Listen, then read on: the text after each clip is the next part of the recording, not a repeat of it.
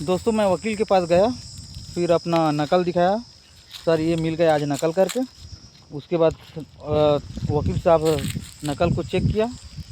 उसके बाद हालांकि हम उनसे और भी बात कर चुके थे, क्योंकि ये एसडीएम का केस वही लड़ रहा था, तो हम उनसे बात कर चुके थे, लेकिन मेरे से बात कम ही हुआ था।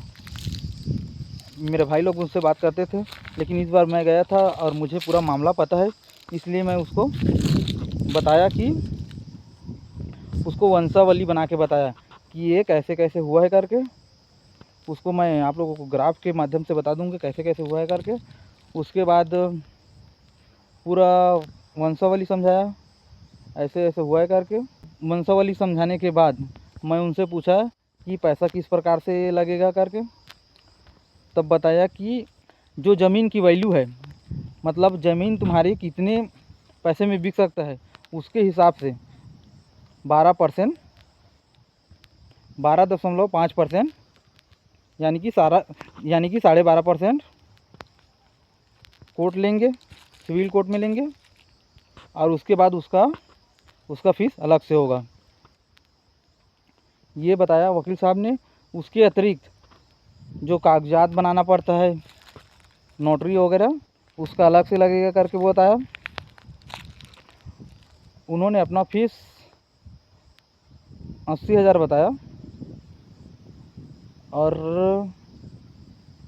ज़मीन का कीमत, ज़मीन का हम लोगों ने निकाला 12.5% निकाला, तो वो बना लगभग 75,000, क्योंकि ज़मीन है 60 डिसमिल।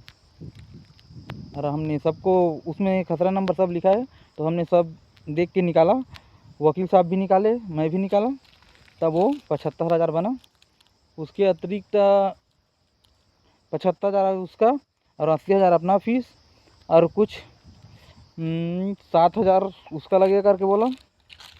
जो डॉक्यूमेंट्स वगैरह है उसका, नोटरी फोटो वगैरह करवाना पड़ेगा उसका, और स्टे ऑर्डर का अलग से लगेगा करके बोला, क्योंकि नोटिस जारी हो गया इसलिए।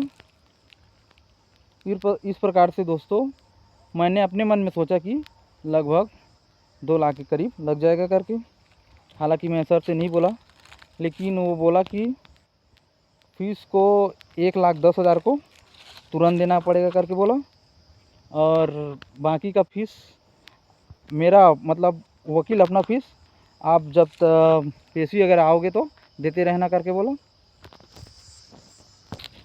और मैंने ये भी पूछा कि सर हम लोगों को ज़मीन मिलेगा कि नहीं करके, तो सर ने बताया कि अगर आप लोगों को पूरा यकीन है कि आप लोगों ने कभी बेचा नहीं है, तो मैंने कहा सही बोला कि कभी बिका ही नहीं है, आप हमारे गांव वाले के सभी लोगों से जाकर पूछ लो करके बोला।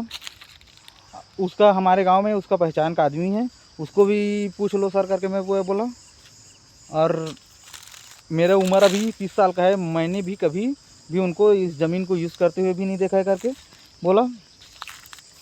तो सर बोले कि अगर आप लोगों ने कभी बेचा नहीं है तो ज़मीन मिलेगा करके बोला, अगर आपने बेची ही नहीं है तो कैसे नहीं मिलेगा करके वो बोल रहा था।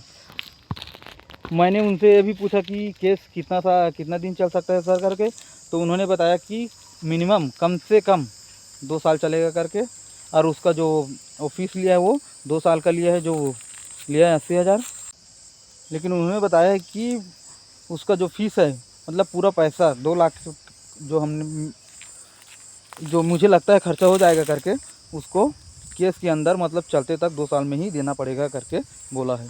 दोस्तों मैं बताना भूल गया कि सर ने ये भी बोला था कि जो ज़मीन विवादित ज़मीन है उसके आसपास में जो लोग खेती करते हैं उनके खेत का नक्शा बना के लाना, और जो किसान है उसका नाम भी लिख के भेजना करके, नक्शा बना के भेजना करके बोला। और इसके अतिरिक्त वंशावली में मुझे मेरे नाना के उसके फादर वगैरह का नाम याद नहीं था, उनको भी वंशावली बना के भेजना करके बोला है, ताकि मैं केस को अच्छी तरह से समझ सकूँ करके बोला।